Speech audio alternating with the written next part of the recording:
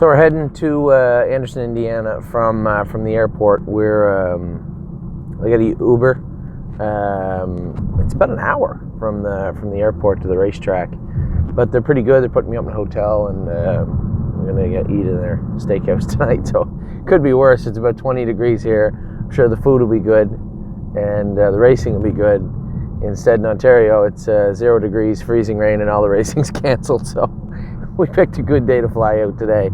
Anyway, we touched on the racehorses earlier. Some of the ones I thought raced really well this week. Art Seeker, I thought, raced really well. Real Willie raced really well. I think maybe in regards to Real Willie, maybe I just asked for a little more than he was ready to give. And the horse that run him down, I mean, the one that won it was a $130,000 yearling, and the horse that finished second was a $75,000 yearling. Luke Blay and Antonio Sullivan, no dummies. So I think he did very well. He got picked off late by another little horse, but he did all the work. I'd moved him twice before the 3/8, and he just got picked off. So I thought he raced well. This week coming up, we're in the midst of the last week. We were selling some horses and moving the last bits of our horses that just couldn't make it, just didn't make it. We got only 1 or 2 more that are on the bubble, and that'll be it. It's unfortunate, but at the same time, I think we all know that if the horses just aren't good enough, we can't ask them for more than they possibly give, and it just is what it is. So in many cases, we sold Kick and Dust Up, went to a lady that wanted to make a road horse out of him, like a show horse type of thing, because he's got a big, beautiful gait, so that's good. Off-Broadway is probably going to race somewhere, I don't know, in Ontario this summer, I would imagine. Anyway, the last little bit of that, the horses will be polished up, and then as I said in the other part of the video, 60 days from the baby races, 90 days from the first stake races of these horses, and there is a lot to be done. The last round of stake payments, for the most part, outside of a few Grand Circuit payments that are going to be next month, the last round of payments, so to speak, are this month. So that's always a tough time of the year, especially for me.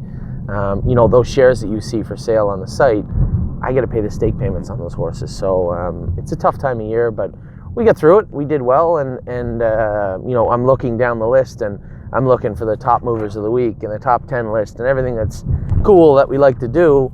I'm looking at it, and we got some nice horses, and I keep saying it over and over again, but really, really proud of what's taken place so far in the barn. Now, we all know they're not all going to make great horses. Maybe they're not all going to make good horses. Maybe some of them will be bad horses. But as of right now, April 14th, 2018, we got a lot of nice horses. So Stud Muffin went to Andrew Harris. That dropped us down to 56 yearlings. Unfortunately, we did have our first horse that we're going to turn out, and that was Better Call Mike, a horse that I own a big piece of. But Better Call Mike's unfortunate. I said last week in last week's video when I watched him train on Saturday, I said, this is a good-looking horse. The time off that we gave him for his knees to mature and cool down and fill out a little bit really played a big role. He looked fantastic for about 10 days, and then those knees started to hurt him again. So when it comes to the horse, obviously we have to do what's right for the horse first and foremost. And, obviously Mike just needs a little time. And you could tell he'd get to the corners, he'd soften up. And the other day, the training trip, he won the training trip, shot through the inside and looked really good. He only went a mile 40 or 42 or something, but looked really good. And I was really happy with Mike. And unfortunately, he just, his knees started to bother him. We went out and jogged him Monday. I pulled into the training center as he came on the track, and right away I said, geez, So I went with him on Tuesday, and, we checked his feet and everything to make sure. And, his knees were a little bit round at the bottom, and they were clearly just a maturity thing. So, somebody'd ask me, and these are questions we get all the time, and please don't hesitate to send me an email or pick up the phone and call me, text me and whatever, asking me if you have any questions. And he said, is this it for Mike? Like, is he always going to be lame? Is there always going to be a problem with Mike? No, quite the opposite. If we had kept going forward and pretended that there was nothing wrong with Mike and patched him up and pushed him when his body wasn't ready, then yeah, Mike would have always had lameness issues. but because we're doing the right thing. And I'm, you know what, every year, last year, the year before, and this year, I'm always surprised when I send out an email, and this is the toughest part of my job, is to send an email out. And I had to send one out this week. A couple of 3-year-olds weren't where we needed them to be, and it's the toughest part of my job. You know, I'm an optimistic person, and I got high hopes, but when these horses, when they just can't get to where we need them to get, you know, it's a real tough thing to pick the phone up or email people and say, just not getting there. And, you know, inevitably, we all know that there are going to be some emails sent out, you know, throughout June and July saying this horse or that horse may have to be turned out. It's a little unrealistic to think that we're going to get the remaining 55 all to the races, but from what I'm looking at, I don't see any signs of anybody else having issues. I didn't put Boldness on the biggest mover of the week, but I'd watched him train the other day, and he looked a little more confident, you know, and we'd made a few more adjustments. I thought that we had the shoeing going in the right direction, so I put the hobbles on him, and I went out to train him yesterday, and he was terrible with the hobbles on. The horse trot's nice. He doesn't want to run, and he didn't need the hobbles. We come back in, changed some equipment, took the hobbles off him. Trained him in 225. Boldness was trained in 225. So his attitude, you know, it's always curious when you watch the horses. Even a horse like Boldness that hasn't had the speed the other horses had, he's always watching. He's always learning the things I was trying to teach him along the way. He absorbed them all, and you know, I think that's a testament. And it's not like I went with Boldness very often. You guys watched the drone sessions, but the things we were teaching Boldness along the way, he was absorbing them. And as I went and trained him yesterday, you could see throughout the mile, I tried to stop him and start him and see where his level of comfort was in his training, and he was still a little rolly, a little bumpy, and I think we can make a few more tweaks with his shoeing, but his maturity's coming, both physically and especially mentally. You know, for a horse that really hasn't been able to do a whole lot, he was really smart training yesterday, and I went a mile and 225 of them. I was really, really happy with him. So although Boldness didn't sneak onto the movers list, he keeps this up, he definitely will be. So that was a shock to me. I thought that we'd probably hang out around 235, maybe even have to turn him out for a couple of months in the summer to really see him start to fill out, cool down, and mature. And I was a little surprised. And we went through this 2 weeks ago with Cash In On Me. You know, we were all, you guys were throwing darts on Cash In On Me and dropping shares, and, you know, his joints started to cool down, and it just all clicked one day. And he's been in 23 twice and has looked good. Not perfect, still a little bumpy at times, but lots of horses are. And both Boldness and Cash In On Me has shown me a lot, actually a lot more than I thought that they would at this point. So, and I had referenced that multiple times. So very, very happy with what I've seen in those two horses. On to the movers of the week. We will start backwards from 5 to 1. Curious Winner trained well again this week. Now I believe he was on the movers last week, but still on that list. He's still on that bubble. He needs to be. He's fast enough to be in the top 10. There's a guy that he's a stubborn bugger. You know, he's smart, and I know he understands what we're trying to teach him, but he just wants it his way. You know, and it's just constant. I keep telling them, you know, we're inside 90 days now. There's no more, you know, just throw a bridle on him and go out and put some miles into him. No, every day it's going to be battle harness, and he's not training every day, but he is jogging in his what will likely be a good portion of his racing harness every day. This horse is going to learn to do it right, and by giving him days away from, if you don't make him focus, if you allow his mind to wander, it will. And from here on in, a day he doesn't learn something is a wasted day in my mind. So Curious Winner is going to be working very, very hard over the next 3 months. So he earned his way into the movers of the week. He stayed there, I think, from last week, and he belongs in the top 10, but he just hasn't done enough yet to get there. But he's one of those horses, and I said this last week, there's a top 10, there's the movers, and there's literally like 10, almost 15 horses that could jump onto that list at any time. And so Curious Winner sitting in 5th. Maxwell Plum, another horse, probably could have made it onto the top 10 the way he trained the other day. I've gone with this horse 2 times in 2018. First time, he ended up going a mile in 2:19 back when everybody else was going in 25:26, and ended up being our fastest horse really of the year at the time, and then that was eclipsed last week by a couple of horses. Same report, come off the track, curious, or Maxwell Plum, he's bumpy, he's this and that. Just got to have Max on his toes. Get Max on his toes before you train him, and he's a little bulldog when he gets out there. I turned him and trained him a mile in 14 or 15. He was really, really good. You can see some of the horses too are in need, and we don't train them 2 trips right up until May, and a lot of people will disagree with that method, so to speak, but there's a reason we do that. 1, we have a lot of horses, and 2, we trained them all down the same way last year. We trained them 1.5 miles and let them trot or pace on the end of it.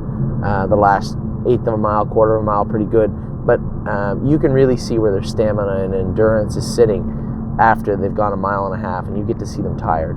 And without training them 2 trips or double headers, I don't like double headers. I think the horses are a little more frail than they used to be, and I see a lot more horses getting lame going double headers, and we're not going double headers. We didn't go double headers last year, and we're not going double headers this year for the most part. Now, every horse is a little bit different. There are a couple of horses in the barn now that have gone 2 trips because I think they need 2 trips. Sometimes you go first trip with them, they're a little soft, they're a little rough around the edges. You'll go a slow mile, you'll come back in and go back out. Perfect. So there are 3 or 4 horses in the stable right now that are on that 2 trips right now. 2 trips right now is what they've been going, and most everybody else goes 1.5 miles. As we start to get closer to the 2:15 mark, though, you really almost have to start going the 2 trips with them. So it's going to be a lot of work for our grooms over the next 90 days as we creep into that 2 trips process. Probably what we'll even have to do is break these training sets up into 2 days almost, which could be extremely problematic for us. But we'll see. We'll see what happens. So Maxwell Plum could easily find his way onto the top 10 list very soon, but is on the movers list this week and regained the title of fastest horse in the barn, which he did very easily, by the way. Third, Final Answer. Again, he was on the list last week, but he stays there. He looks great, this horse. I really thought we were going to have an issue with him. He really was pacey, making breaks, had a real bad attitude, and he had a big dirty splint right front. And he'd go on the track, left front maybe. He went on the track and he looked lame a couple of days. And this is like a few weeks back. And I almost had him x-rayed, and we put a big blister on his splints. And ever since that day, the next day was a little bit better and a little bit better and a little bit better. Now he's perfect. Still, he's a big growthy colt, so he gets a little pacey when he first goes on the track. But man, I saw him train the last 3 or 4 times, and I went with him once.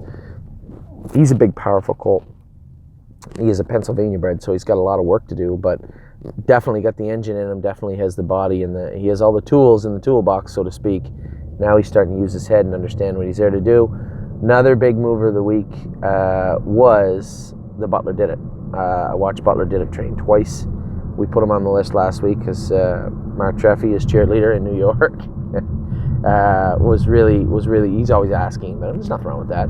I love when the owners show interest in the horses, and Mark's always got really on top of how the horses are training, how the horses are racing, how they're feeling, our thoughts on what's going on, his thoughts on what's going on. So it's really good to have a good working relationship with our owners and our clients in that regard. And the Butler Did It look good again this week. Biggest mover of the week, who definitely will find her way onto the top 10 very soon. Horse that I'm a little biased, I own a piece of her, but this filly, she's bred well. She puts it all together really well. She's strong, she's fast. Still got that little Angus Hall switch in her, which really isn't the end of the world sometimes. But Dance Hall Babe looked tremendously good all week. I trained her last 3 times she went out, and man, oh man, I took her over to I took some horses over to Mohawk this week, holding steady. He's too big to be training fast around the farm. Not that I'm worried about him hurting himself. He just can't make speed with a horse that big on a tiny track. Not at this age. So both him and Dancing on My Own, Hard 8, we took those types of horses over to Mohawk, and Dance Hall Babe looked, well, she was the best looking one of the day. The only problem, the first time you go to Mohawk with them, you get that big track, they don't always feel that good. They feel weak and drawn out, and they're looking around and they're gawking and they're making mistakes, and it's really frustrating sometimes. But I remember taking Lawmaker and Cruising in Style and them over last year the first time, and I'm like, these horses are terrible. And then they came right out the next week and they were great. So, but Dance Hall Babe did not. She looked fantastic training this week at Mohawk. She is the biggest mover of the week, and from what I can see, absolutely destined to the top 10. And hopefully, so we got her paid into a lot of stuff also. Hopefully, she makes a good race filly, because she's got all the tools and she wants to use them. That little Angus Hall, that little voice in her head, though, sometimes we gotta suppress it. But she's smart. She does her work well.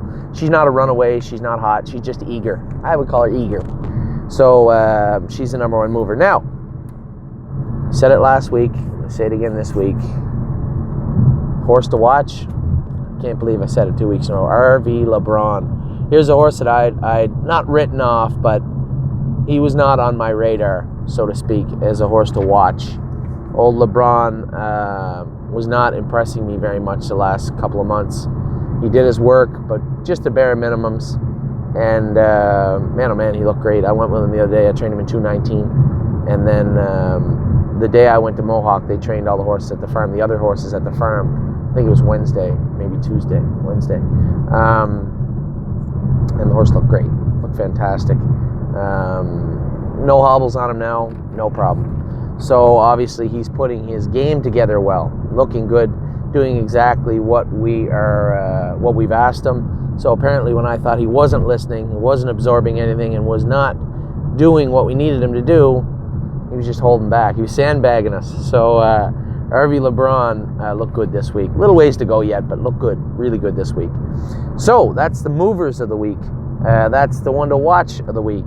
Top 10. Again, the top 10 are horses that I try to take a look at which horses have been mainstays. Constantly good, improving every week. And I actually had to make it 11. I thought it was 10, but I'm just doing the math here. There's actually 11 horses on this list. So we'll call it the top 11 this week. Top of the list again, White Tiger.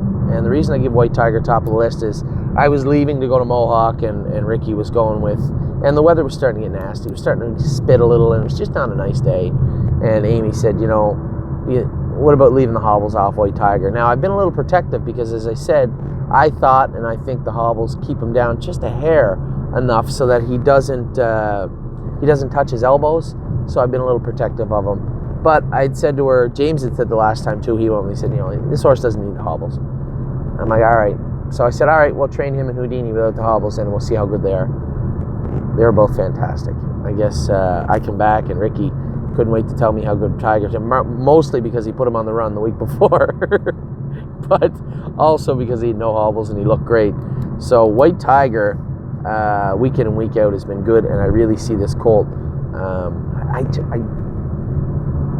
I'm always guarded. I don't want to say the wrong thing, and I know that I'm very optimistic, and I know that I'm always excited about what I see, but I don't want to give people the wrong impression. But I am very excited about White Tiger. There's a lot of horses I'm really excited about, but obviously White Tiger's one of them also. So probably train him with no hobbles from here on in. If he stays good, great. But we'll see. So White Tiger, maintenance man, obviously for obvious reasons. Maintenance man. I can't even remember the last time he trained poorly. Even the day he jumped over the shit on the track, he still trained great. So maintenance man, starting to look good. He's a steady little bugger, but he looks like an athlete for sure. So again, maintenance man hits the list. Time All Houdini drives onto that list. This colt is getting better even quicker than I thought he would. I thought it would take a lot more work to really roll him into what we needed him to be, and we were hoping he would be, but he's got it figured out now. Powering through the turns, smart when he's training. Really, really impressed with this colt. Still a stud. He's just a big, gentle horse too. Just such a sweetheart when he's in the barn. You walk up and pet him, and there was some other horses we gelded that were getting a little studdy, but this guy looks like a stud, like a big, strong colt. He's got that goofy white eye on him. But you walk up and he's just a big, gentle giant. So really, really happy to see this horse come forward. King of the Ball, obviously, been great all along for the last, I don't know how long. Looked good again this week. By all accounts, he's just a little pit bull. I said this before about Maintenance Man, but two different pit bulls there. Maintenance Man does his work and likes his work. King of the Ball is like this little explosive ball of speed. And Now we get the snake cord in his mouth, and he's much more controllable, and he sits and relaxes and does what he's supposed to. So that was best case scenario for King of the Ball, and he looks good. Arvika, I'll be up front and tell everybody the truth. Arvika didn't train that well at Mohawk this week, but we have pads on her up front, and the track is really deep at Mohawk right now. So I think she just had some issues transitioning from our track, which is a little more firm and flat, to Mohawk's track. So I'll give her a bye because she's got lots of time and she's looked great throughout. So not too concerned with the mediocre outing on this week from Arvika, but not a big deal. I think it's just a bump in the road. So Arvika has looked great every week and still deserves it very much so to be on this list. Taimo Tulo is sneaking onto the list every week and staying there. Every time I see this horse train, he just looks like he's starting to figure it out. He came to that wall where he's like, I don't know if I want to do it. And he jumped right over it. And he's got it all figured out. You can tell when you turn him in, to train, he's got his game face on and he looks really, really good lately. Autumn Wings is a mainstay also. It's a top 10. I got Autumn Wings on here twice. 10. We're staying at 10. Autumn Wings look good. She didn't train on Wednesday. She was a little bit sick. And I've been waiting to train her because I had aluminum shoes on her when she looked really, really good in the winter. We had aluminum shoes on her behind, but just that alloy and the way that there's grab on them, and it's a tough shoe to wear on a young horse, and it's not something that's really what I would call a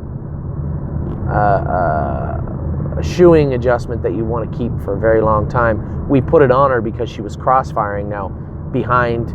When the horses pacers obviously, their right front and right hind move at the same time, but in a lot of cases, because of their weakness or some soreness or a million reasons, sometimes you'll have that right hind or left hind get really close to that front one as it's coming back, and when they touch, that's called crossfiring. Some of them can touch badly, which is a problem, but you can just hear that tick, tick sometimes, and that's what we heard with Autumn Wings, and we put the aluminums on her, and she was awesome. I just didn't want to leave them on her. So we took them off her and put full swedges on her. She was good, not as good. Put a half round, half swedge on her, now a half round, half swedge. The swedge is on the outside of the shoe, and the shoe on the inside is just round. So the theory there, it's called a pacing swedge. The theory is that that swedge on the outside will allow them to pace a little bit wider. And you can put a piece of a shoe at the back called a trailer, also leave it a little longer, which again promotes that wider gait. It doesn't always work that way. And again, I didn't see much difference between the full swedge and half round swedge on Autumn Wings. So we went back to the aluminum, and I was eager. I wanted to try it out, but she got a little bit sick, had a little snot in her nose, so I wasn't going to push anything, and really it didn't matter. So we gave her time. She didn't train this week, but I'm really eager to see how she looks with that new footwear on. And she's always a mainstay also. Even when I wasn't wowed by her training, she still won the training set. So she's a competitor. She's a real competitor and a winner, hopefully, and hopefully she takes that with her into her racing career.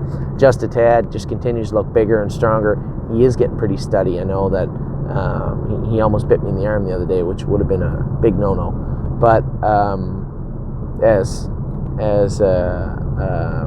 Ready for the Beach found out. But just it's getting a little bit late now. We've already made our cuts for the spring, so to speak. So just a tad, although he's a little studdy, he looks great on the track. Just looks like a good horse. So excited about him too. Linnea, just every week she just sneaks up on you. You know, she's like a little scorpion, and she sneaks up on you, and she's just training great, looking great, feeling great, putting on weight, which is not only does that rhyme, but it's a good thing too. She's just a great looking little filly, so really impressed with her. And Warwee Ultra's put it together now 3 weeks in a row. It seemed like for a while if I didn't go with her, she made a break, and now she I don't think she's made a break in 3 weeks of training, 6 training trips. So Warwee Ultra's regaining that consistency in that place where she belonged in the top 10. Now there is a number of horses that I had written down and crossed off and just dropped below the top 10, and I'll go through them all right now. Antigua Dio trained this filly in 2:15 the other day, come a half and 5 in the jog cart. She easily could have made the top movers, easily probably find her way into the top 10, as she should. most expensive horse I ever raised my hand up and got.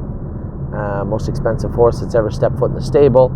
And unfortunately for us, she won't be staying past June. She'll be going to Ross Krogan. Eric Cherry and Let It Ride Stables own, Eric and Lisa own Antigua Dio. Bought up all the shares. They own her all now. So come June, I would imagine she'll be going to Ross Krogan. Very happy with her today. He'd asked me the other day, about the staking. Should I keep going? And I said, geez, they're training good. And I jumped on her Tuesday or Wednesday. I said, I'll start this filly up. I haven't gone with her in a while just because she always looks good. As you know, I don't ever get to go with those horses for the most part. And I roared at her starting into the backstretch. I knew we were over the half in 10 or 11. And I roared at her. She came half in 5. Easy half in 5. So very happy with what I saw from her this week.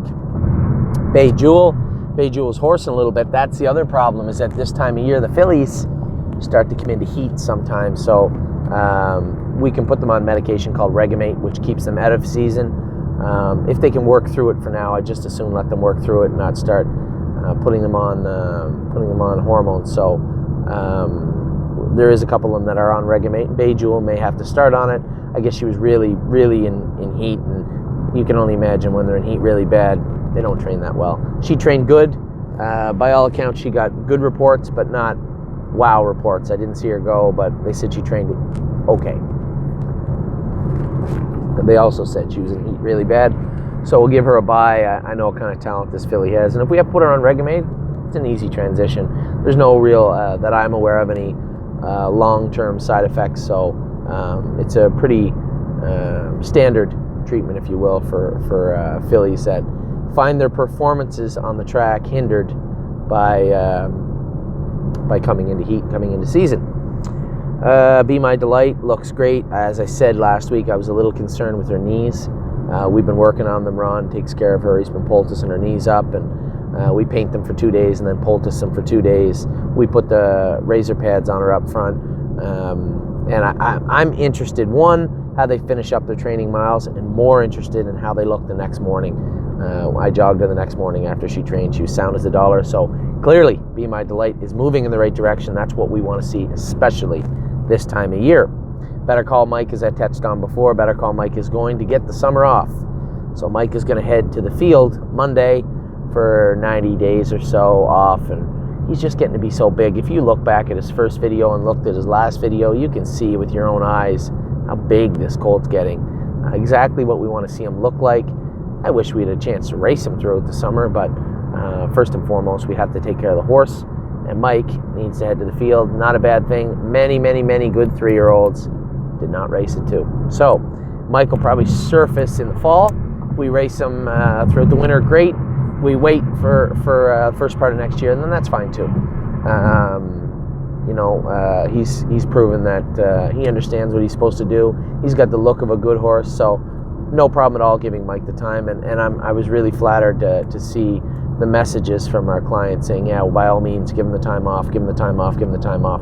I love to see that. It's one thing about our clients. We have the best clients in the world. You guys get it. You understand. I don't feel the pressure of, maybe run him over to the vet and see what he thinks. Never any second hesitations from anybody. It was always go ahead and do what's best for the horse and turn him out, which I'm really happy to see, and I appreciate everybody in the Better Call Mike group working with us. What's best for Mike is best for you, and you understand that too. Boldness, touched on boldness. Come right out of left field. I really was surprised with how well he trained the other day. Now, he's quite a ways from the races, and he still has a lot to do, but 24 last half and 10, 25, impressive. I was very happy with him. So, boldness, showing some life, looking good, and our plan was always looking towards the fall for boldness, and that helped. Made me even that more confident that we're going in the right direction. This time of year, when you see horses, you got to push them and they get out of gear, but that's always a problem. But boldness was always out of gear. He always had that interfering problem, and I joked about it last week, and I call him click clack because always hear him forging, and that's when the left front, because the trotters left front, left hind almost touch. Well, in this case they do. You'll hear him hit the bottom of his shoe and click click, and you'll see him put them steps in that roll in, and that's what he's doing. So we're constantly trying to speed his front end up and widen his hind end, which sounds mathematically possible. it's not always as easy as it sounds. So it's been a real chore, inches here and there, a little bit of, we had degree pads and egg bars on him behind and turned his shoes around up front. Just little subtle things that really cumulatively they compound into something that really helped that horse. And I was really, really happy with what I saw. Absolutely happy with what I saw from Boldness in this week. Cash In On Me continues to advance, continues to look better and better and better. I think what you're going to see is an extremely tall, lanky animal racing this summer. And I wasn't sure if he would just because he was so big. But from what I can see, Cash In On Me, one, he understands what he's there to do. Two, he's starting to listen and understand that we're there to help him. And three, his own maturity and body is really helping out also. I'd say he went through a big growth spurt and he's starting to settle down now, and now we're getting to see him the ability catch up to the desire, and that's always something really cool because Cash On Me has always had that desire. Curious Winner, I touched on him in the movers this week. He's gonna be working hard. He's one of those horses where he's stubborn. The only way to get through to horses like that is never give them an inch. Never let them have an easy day to saunter around and wander around and let the voices in their head take over and smash jog carts. So he's gonna work from here on in. Not overly work. I'm not looking to potentially hurt him, but I want to make sure that this horse understands what his job is and wants to do it come summertime. So Curious Winner, very strong, very fast, very stubborn horse. He'll get there. Cruising with Angus, jumped on his foot the other day and he was on that line again, and he's always a work in progress, this horse, but I know he's close because I can see it. 2 weeks ago he trained, he looked awesome. Danny said he wasn't really on the line at all. He was on the line a little bit this week, so we're working with him, and the good thing with Cruising with Angus is he's working with us because he really wants to get where we want him to be, so that always makes our job a lot easier. Casanova's Jewel worked hard for 3 weeks, and there was a horse that actually did learn. He went from the same type of ignorant, stubborn animal that Curious Winner can be to understanding and a little more cooperative. So we did give him an easier week last week. We trained him lightly in the middle of the week, and he trained good again. So he's figured it out now. He's decided that doing it our way is much easier than doing it his way, and that's part of the process, And it was really cool. Again, I sent you that video last week of Stanley Dancer talking about the process and talking about the work you have to put into these horses. And it was really neat to watch it. I'd never seen that before. Somebody had sent it to me, and it was really, really, I don't want to say inspiring, but it really was, to be honest. I mean, here's one of the greatest harness trainers ever to live, talking about the same things we talk about on a daily basis. So that was really neat, and it goes back to Casanova's Jewel. The work we put in, so to speak, the fruits of our labor are really showing up. So Dance Hall Babe, one of the biggest movers of the week. I really see all the ability there, and it excites me a lot. Now she has to really continue to transform that into work on the racetrack. But what I see is just this ball of raw aggression that's there, and not craziness like I've seen some of the Anguses in the past, just, as I said before, eagerness. So we want to keep that positive attitude moving forward, and really, really looks good to me. Dancing on My Own has been consistently going over to Mohawk in the middle of the weeks. She's a little lazy and lanky, but really putting it all together, and as we start to pack weight and muscle on her, I think you're really going to see what we've been talking about for the past couple of months about this filly. She's got a bright future ahead of her, and there's no rush. She'll get there, and she'll be the best form of Dancing on My Own as she can be. You can be sure of that. Delcrest Star Angel, by all accounts, I didn't see her train this week. Danny said she trained in 240. He was really excited with her. Still ahead of the game with her. As I said, our focus with Delcrest Star Angel is the fall. So anything south of September is found money, if you will, for me with Delcrest Star Angel. Looks good by all accounts, and is really putting it together well. Final Answer, I touched on him, how he looked. Happy with him and his progression. Really got those splints under control, which has completely changed this horse's demeanor, attitude, and game.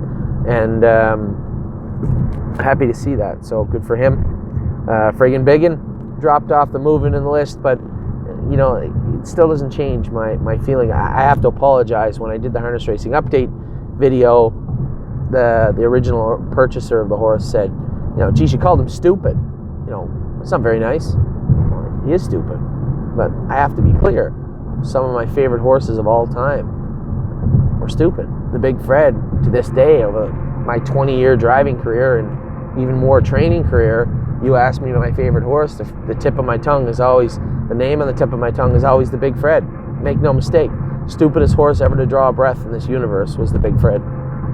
But just the most gentle, kind, and competitive horse you'd ever want to see. So for me, I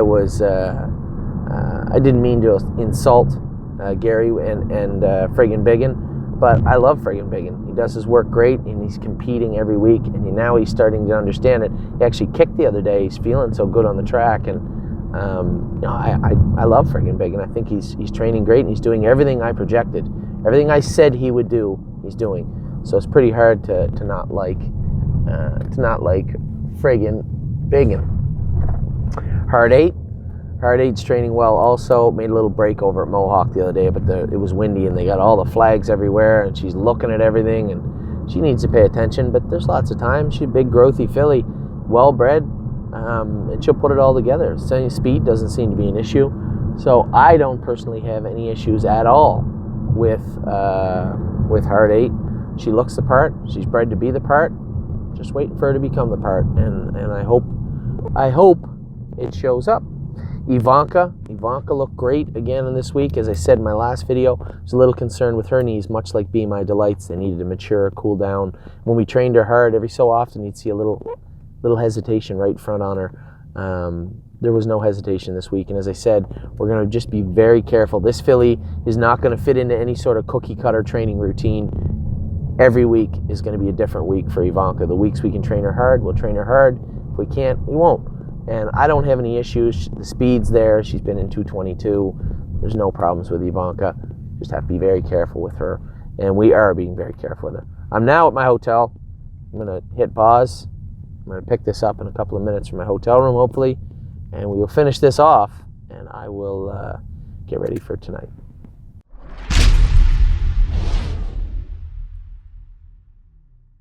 Made it in the hotel. It was funny. I walked in the lobby.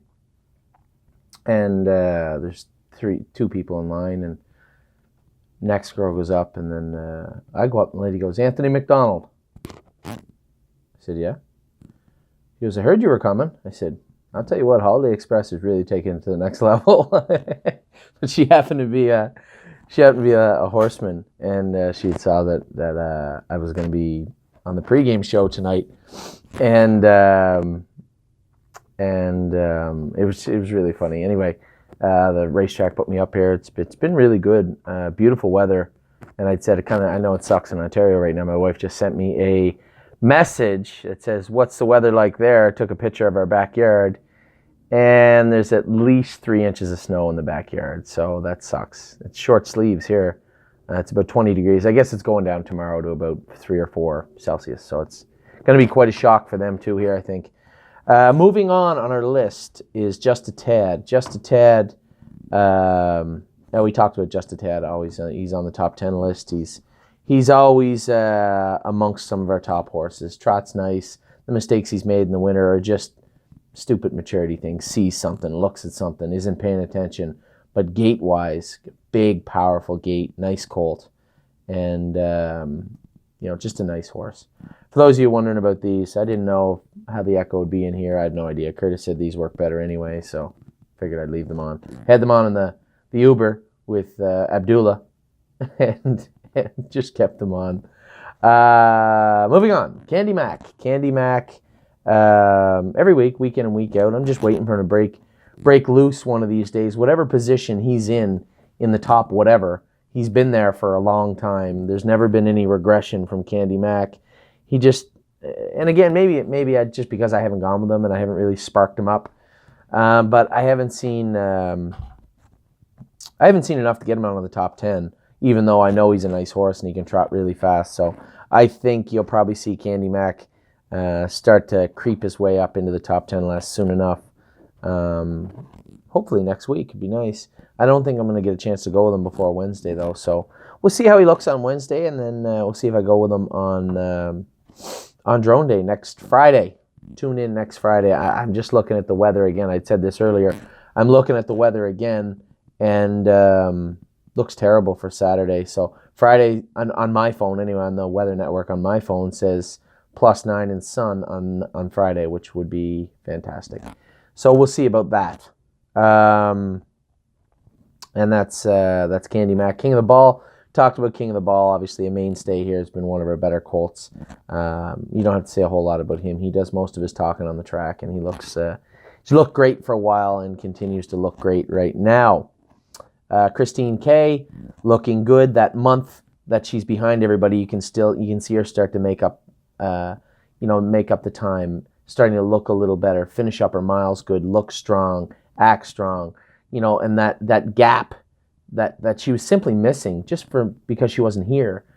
She's starting to slowly chip away at that month gap, and you can see her start to really improve on a weekly basis. So happy to see that with Christine K. Obviously, she's a 3/4 sister to a world champion and a fantastic sire in a rock and roll dance. So hopefully Christine K pans out. Linnea, we talked about Linnea. She's everything we want in a horse right now, and it has been for a while. I love the durability from earlier in the winter when she was a little bit off left front. She worked through it. We worked with her through it and worked on her. And now she's 100% sound, looks great, and is doing her work fantastic. Maintenance Man, again, another mainstay. Just a nice colt. Has been for ever, since we've had him, I believe. Majesty Boy. I haven't gone with Majesty Boy in a while, and he could easily make the top 10 list. He's a big, strong, powerful colt. Another colt that had a little bit of a bad attitude.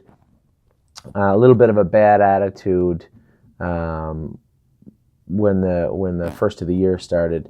And we worked hard with him for about 3 weeks, and he really put it all together. And that's the whole thing. Sometimes it takes a little time for these horses to really, really put it all together. And some of them do it right away, like horse like Maintenance Man.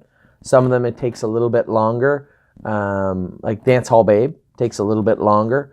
And then other horses, along the way, they find themselves. And a lot of the time with these big, strong colts, it's throughout repetition and work.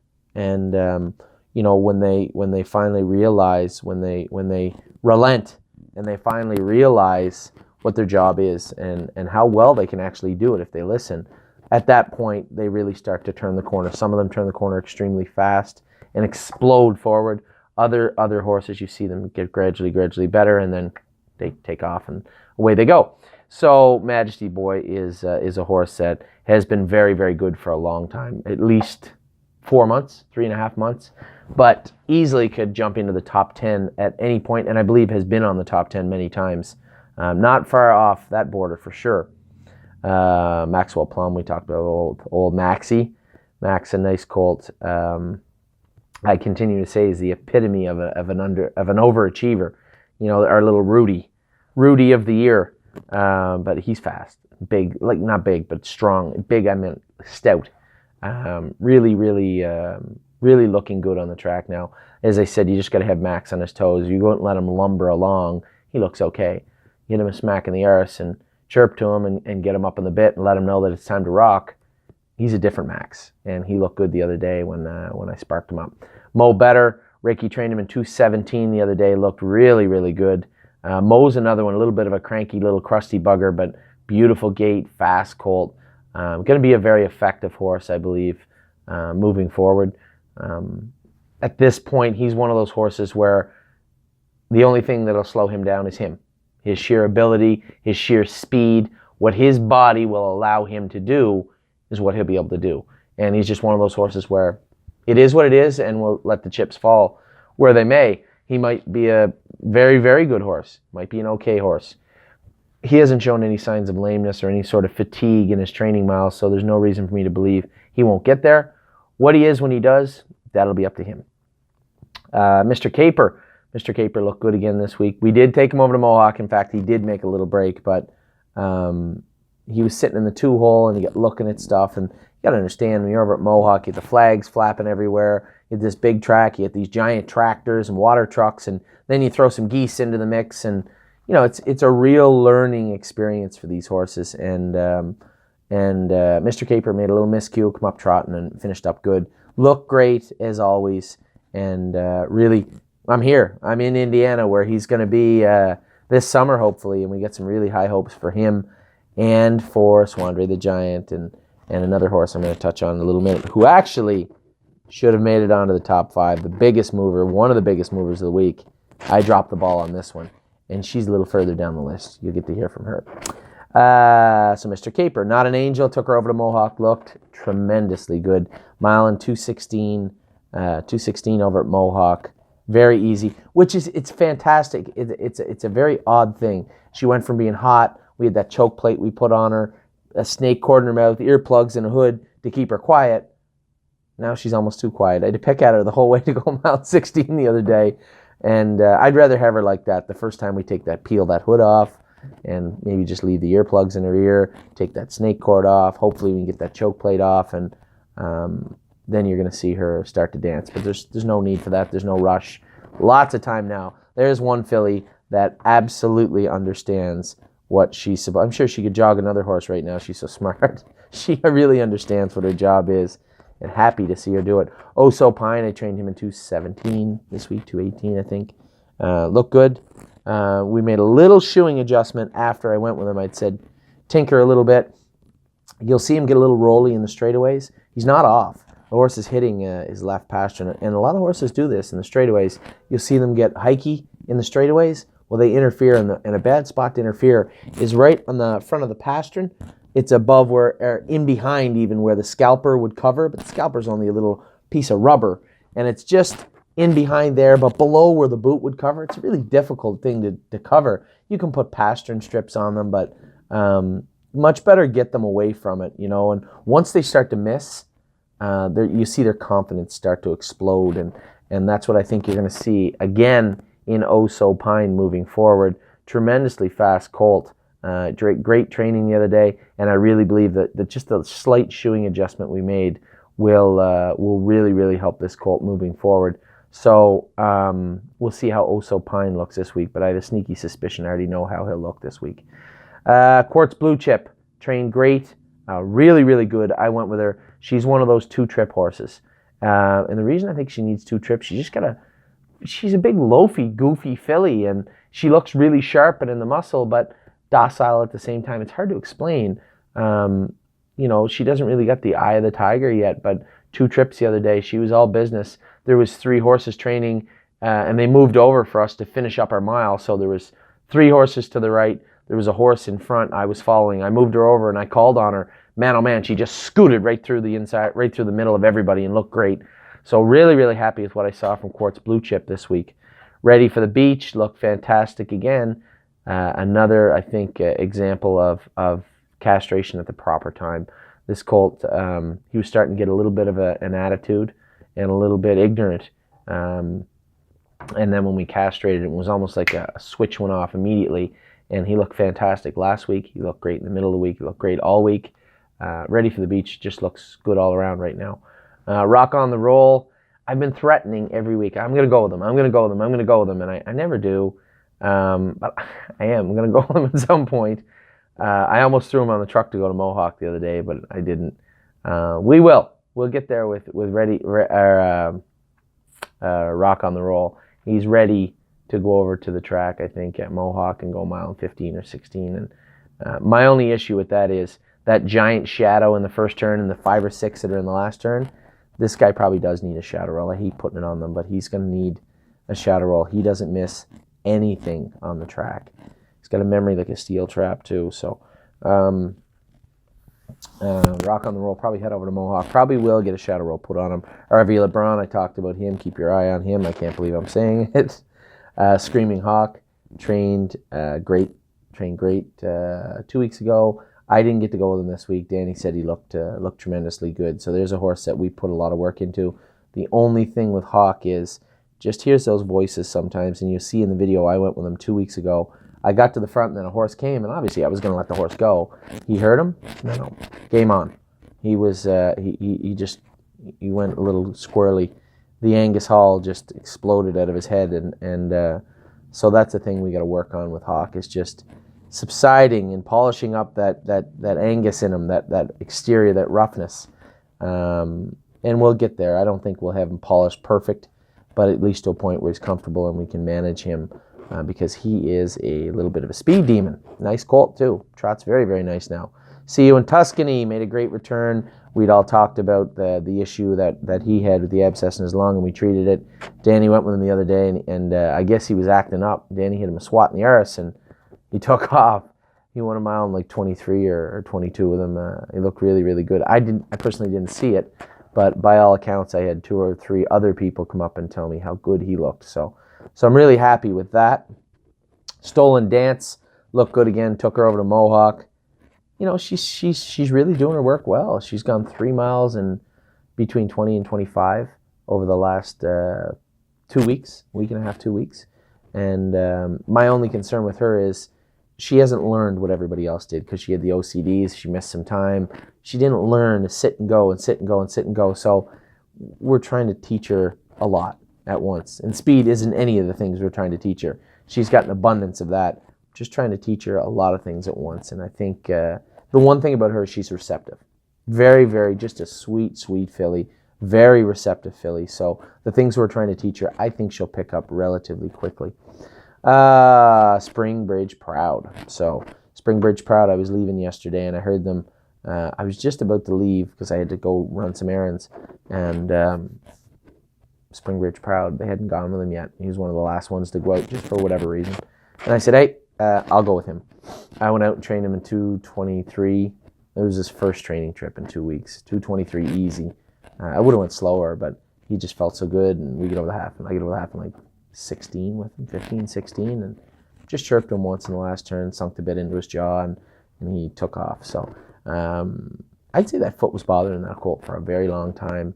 Clearly he's sound now, so really, really happy with him. And then we went in, and the biggest test is, did that quarter crack bleed at all? And it did not. So I trained him hard on a firm track, and there was no blood. So clearly we're making huge headway there, and big gains. And Felix, I thought the foot was fiberglassed over, and Felix came, he said, I just don't want to until we really know it's he said, I have no problem doing it, but if we seal anything up in there, so if there's even the tiniest bit of infection there, and then you seal it up with fiberglass, you can only imagine the mess it can make. So obviously 100% the right move by the blacksmith. And we trust the people that we hire. I mean, the vet was bang on with the abscess in See You in Tuscany's lung, obviously, 3 weeks ago, and the blacksmith was bang on with not fiberglassing the quarter crack, which I would have done. I would have thought that would have been the right move to make in that instance. I thought it was healed up enough. He wanted to be a little more cautious, and good for him. So Felix Marion, our blacksmith, and a partner of mine on Dance Hall Babe, and a partner of yours on Time El Tulo, he was 100% correct when it came to Springbridge Proud. Stonebridge Loyal. This was the one I was getting to. So I was a little concerned. She was getting a little chubby because we were going easy on her. We knew that her knees bothered her with the corks on. We knew that her knees were an issue. We constantly work on them, paint them 2 days on, poultice them 2 days on. She goes on the hose in the morning. We're very cognitive that her knees were her Achilles heel, so to speak. And she was starting to get a little chubby from not working hard enough. And I said to Johnny, I said, okay, Johnny McKinnon takes care of her. I said, okay, enough's enough. Stonebridge Loyal's going to do a little work this week. If she can't keep pace with these other horses, if she can't work hard enough to do this work, how can we expect her to hold up all summer? So last Saturday, I trained her. She trained very, very good. Last Monday, I jogged her. Sound as a dollar. Tuesday, I jogged her. Sound as a dollar. Wednesday, I trained her. I trained her in 2:22, come a half and 5 with a bow in her neck. And Brett McDonald had a trotter. He was racing, who raced last night, to train with me, and she was a little beast. And the next day, sound as a dollar again. So good job. Johnny's doing a good job taking care of her, and I'm glad to see she's going to be holding up to the rigorous training we're going to be throwing at her. Last week was a tough week for her. Wednesday and Saturday, both difficult training trips. Monday and Tuesday, she jogged great. And most importantly, Thursday and Friday she jogged great. So she's keeping up with what we need her to do. So she probably was one of the biggest movers of the week. I dropped the ball on her. I hadn't sat behind her in a long time, but I remember how good she looked in December and how everybody was really high on her. And then she started to get a little soft in her knees and get a little rough with the corks on. And we really took it easy on her all winter. And as I said, the ability to be able to treat these horses on a case-by-case basis is extremely important. And I believe the way we've treated Stonebridge Loyal is exactly why she is where she is today. And I believe this filly, I'll feel a lot more comfortable after we get another hard week of training into her. But what I saw this week would lead me to believe that she's definitely on the right track to get to the races, so to speak. If she was going to be sore, it would have been Thursday morning. Couldn't have been sounder. So great. Very, very happy with Stonebridge Loyal. Stonebridge Simba trained good again this week. He's another one that somehow eluded the top 10 list, but always knocking on the door. Just a nice horse. Always does his work good and always wants to do more. So all the things we want to see in a horse, combine that with the fact that he's a full brother to horses that are sired by Man of Many Missions. Stonebridge Simba is a full brother to Man of Many Missions.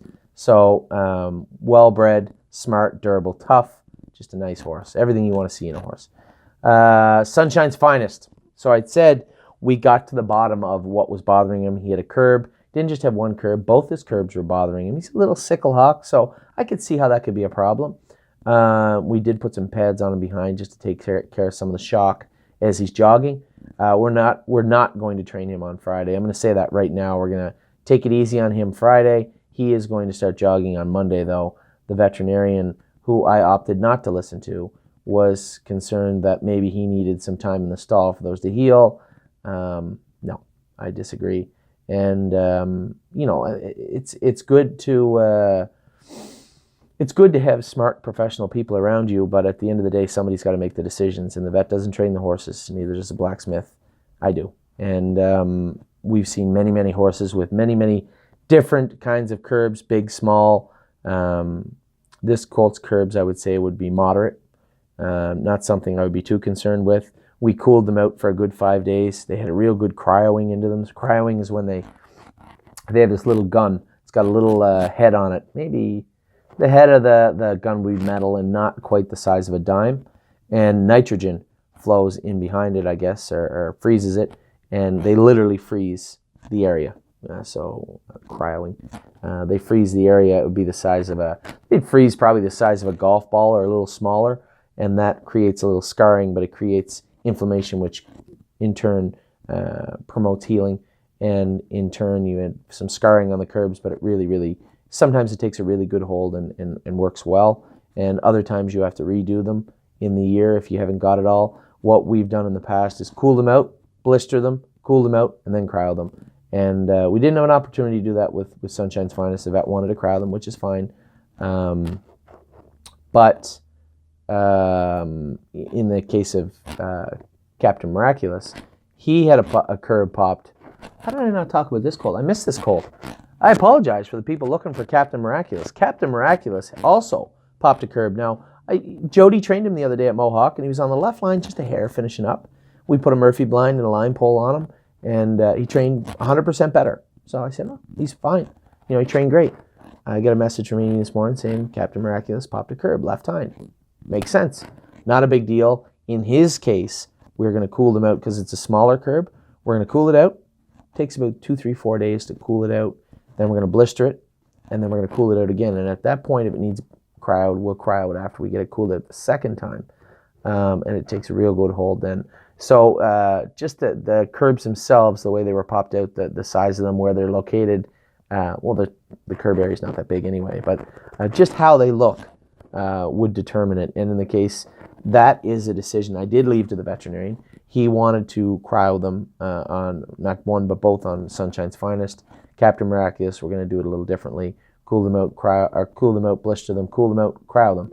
And we'll see how he comes after. So my apologies to the Captain Miraculous group. So Sunshine's Finest, he'll miss Friday's training, but he'll be jogging all week. No concerns with the curbs bothering him in the future. I think this is an extremely easy and treatable exercise, one that I believe we've approached in the right manner.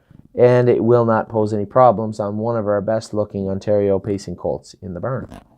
Sunshine Inn continues to train well, always one of those horses knocking on the door. No real need to really spark her up. I trained her really hard in February. She had a really tough month, and she's shown how durable she is and how tough she is. No need to keep knocking on the door with her. She'll be there when we call on her, and she's done everything we've asked her to do so far. So Sunshine Inn continues to impress me and everybody that goes with her. Swander the Giant looked good again this week. Big, strong colt. He's got big splints up front too. We've been blistering them. You'll see he'll get on a line. He'll run in or run out. They may need to be cry out at some point. Not really a big deal. Just maintenance stuff, more or less. But Swander the Giant's a big, strong colt, and I'm sure he will come through it no problem at all. My phone is now going dead. I'm going to have to plug it in, and we will resume this, the last 10 on my list.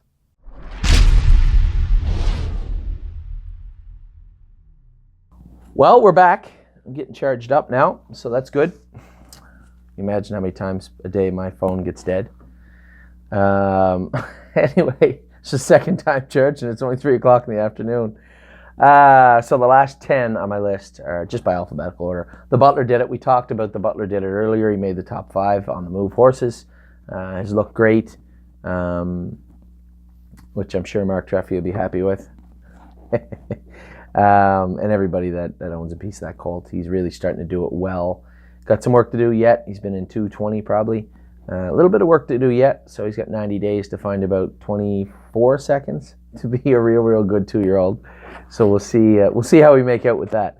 Too Far Gone. Jesus, another filly could have made it onto the movers list. She'll be on there next week for sure. One of our clients, Mike Delph, and his lovely wife come up to watch the horses go this week. Helped out with the jogging all week. It's so cool. You see guys that used to have horses that own horses with us now, and this guy took 4 days, like a 4-day vacation, to leave Michigan, cross the border, come up, stay in a hotel for 4 days, and jog horses at thestable.ca with us. And for Mike, I really appreciate the help, and he got to see Too Far Gone go, and we both saw the best training trip I've ever seen her go. She looked unbelievably good. Danny had her out there. He switched her. The one thing I noticed, he switched her from the back to the bike hobbles to the belly band hobbles. I believe she went 2 trips also. She was a little sweated up when I saw him turn her. And man, oh man, she was really going hard through the turns. She definitely probably come a half and 6. I'd say 1 mile and 221 or 220, he told me he went with her, and I thought she looked great. Tomorrow's Headlines had a couple easy weeks. He's another one of those horses. The only reason he was off the list is because we stopped training him hard. We had to keep training him because he was going to wreck the barn, but stopped training him hard, which is fine. It really gave him. He's a horse that really needs some gaps in his schedule. He's a little sickle-hawked. His knees are big and clunky. He's just a big, strong colt, and we're very aware of that. And I'm sure these 2 weeks he's had going easy will pay dividends down the road, and that's the hope anyway with tomorrow's Headlines. Twinsburg. I pulled into the farm the other day and I watched 3 horses training. Twinsburg, she won her training set 2 weeks ago on like 35 or 40. And she got her ears right on her neck, and I had referenced it 2 or 3 times how sour she looks, but the good kind of sour, like she hates horses, and the competitive kind. So, but she's always been lazy, putting it together slowly. Pull into the farm the other day, and I watched 3 trainers, 3 of our horses training, finishing up their mile, and this horse comes screaming through the middle of them. And to be honest, even to right now, I don't know how fast they went. They were just going middle of the week speed, so I'm going to say 230-ish type speed. I looked once, and she kind of looks like Autumn Wings from a distance. She's got that quick gait and the same kind of build and color. And I'm like, I told him I wanted to go with Autumn Wings, so that can't be Autumn Wings. I'm trying to rack my brain as I get closer. I said, that's Twinsburg. And she come barreling through the inside of them, past them, and looked good. And Todd went with her. And I said to Todd after, I said, Jesus Christ, she looked good. He said, yeah. He said, I just moved her over and she shot right through there and looked great. So again, you never know when the horses are gonna switch gears and turn into what you need them to be. And now, granted, she's quite a ways from the races yet, but pretty happy with what I saw, especially in that training mile and this week. So good for Twinsburg. Brock O'Brien, one of our good clients, owns that filly, and he owns Oliver. So I'm really, really excited to see her start to train good for him. Also, Time Al Houdini, mentioned him again. It just brings a smile to my face when I see that horse trot. He's just got such a naturally athletic gait. Just a beautiful horse to watch train. So really, really happy with what I saw in Time Al Houdini this week and the week before and the week before that. So he found his way onto the top 10 list, and I don't think you're going to see him go anywhere for quite a while off that list anyway. I think there's bright days ahead. Hopefully luck is with us and he stays healthy and he stays sound, and because he seems to be able to put it all together, and speed really doesn't seem to bother him any. So Time Al Houdini, a horse that I definitely going to be keeping an eye on for the whole summer. Time Al Tulo, another one, looks great. I mentioned earlier on the top 10 list. Really starting to put it all together. Goofs off, jogging around sometimes. You turn him in, no more goofing off. He's all business when you turn him in to go. So really, really happy with that. Warwi Ultra, we touched on her last 3 weeks. No breaks in the last 3 weeks. Starting to look really, really good, putting it all together. Exactly what we want to see from Warwi Ultra. Now, West 52nd did not make it on the list. West 52nd was one of our best horses all year, and you guys know that. Trained great, always trained good, big, strong, like lumberjack strong horse. And was getting a little goofy and a little bully about 3 weeks ago when we castrated him. It almost broke my heart to do it. I did not want to do it, but I did. We castrated him and looked good jogging. Came time to train him the other day, and they trained him. They said he was pacey. Well, that's the exact reason I castrated him. It says he was goofing off and he was getting pacey. And brought him back in, put a couple sets of bell boots on him. So trotters, to get a trotter to trot, most times you just need to add some weight to them. Now, obviously, it's not that easy. There's many different ways to shoe a horse, and I'm not naive enough to think that there's only one way to do it right. There's many ways that end up with a positive result. The easiest way to do it is add toe weights, heavier shoes, a couple sets of bell boots sometimes will do the trick. So I put a couple sets of bell boots on West 52nd, went out, and I trained him in 2:15. Easy. Couldn't be any easier. So I was pissed off because what I gelded him for, he was still doing. Can't put his nuts back in now. It's a little late now. But I'm sure overall it'll be a positive choice. So that's fine. But I don't know why he was pacing. I wasn't going with him the first trip. Somebody else went with him and said, hey, you're going to have to go with that colt. He's out there cantering and pacing. And I don't know what was bugging him. That was weird. I don't know what was bugging him, but he's gone with a couple of sets of bell boots. So happy to see him do his work well. Sorry we castrated you. I don't know. Anyway, it won't hurt him. It'll do him some good in the long run. And, the horse that I saw go with the bell boots on was the horse that we have always been talking about. Big, strong colt. On the right line a little bit. We'll have to maybe polish him up over the next month. He just always has such freakish speed that we haven't really had any issues with him. It was always keep him contained. Well, you only see the cracks in their armor when you start to stretch them out a little bit. I stretched him out the other day and he was on the right line a little bit. So there's some stuff there we can work on, which is good. These are things we want out of the way. And this is when we want to see those cracks. We don't want to see them on qualifying day or schooling days. At that point, you're talking about missing time. Now we're talking about saving time. So West 52nd, couldn't be happier with what I saw this week from him. White Tiger, not going to waste your time. Keep talking about White Tiger. White Tiger is I'm a little biased, but he's probably one of my favorite horses in the barn, and rightfully so. It's a powerhouse, a good colt, and by all indicators, one of the ones that's heading towards the races and hopefully to do good things. Yes. How the hell didn't Yes end up in us? I always forget about this horse. Yes, looked great again this week. Every week he just kind of blends into the background, I guess, because he should be on the. I guess he was on the movers list, and I guess he's knocking on the door of the top 10. This colt looks good every single week. Really put it together and quicker than I thought he would as a man of many missions. So, Yes, can't say enough nice things about Yes. Big, durable colt. Really figured it out. If you look back in his videos from January, he gawked around a lot, looking at stuff in the infield, looking at horses in front of him, gapping off horses in front of him, jumping over stuff, just really green. And now, focused, exactly what we need him to be. So this is where all this work pays off. All these cold days of training under the drone pay off, and hopefully they pay off when they get to the racetrack. So as you can see, I did not have an easy day. The first part of this video was shot at Pearson Airport. Second part of this video was shot in Detroit. I don't even know what they call Detroit Airport. And one segment was shot on the tarmac in the airplane. Last segment, the one you're watching now, was shot at the Holiday Inn in Anderson, Indiana. So I'm going to have a shower, head over to the racetrack in a little while, get something to eat, and then we have the, I'm going to meet 6 or 7 of our clients tonight. Most of them I've never met before. Coming out to the racetrack tonight. A few of them never been to the racetrack before in their life. So for Hoosier Park, chance to make some new clients. For me, chance to put some faces to some names. And for everybody, hope you enjoy the video this week. A little light on the racing side. Things will pick up.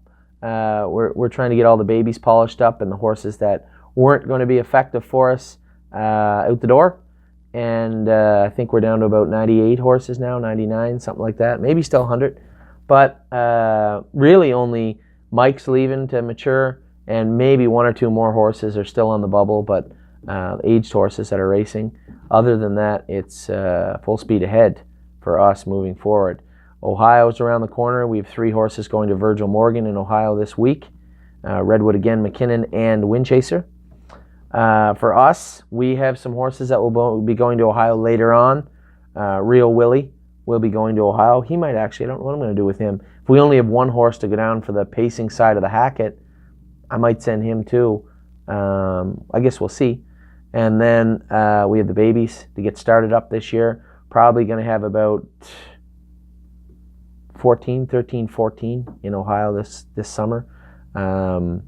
I would say when the Pennsylvania horses go to Pennsylvania, Indiana, Illinois, Ohio, New York, we'll probably have 60 horses left. So that whole top barn will be ours, and the rest will be out and going. So really watching Lawmaker, Cruising in Style, and Canali Hanover.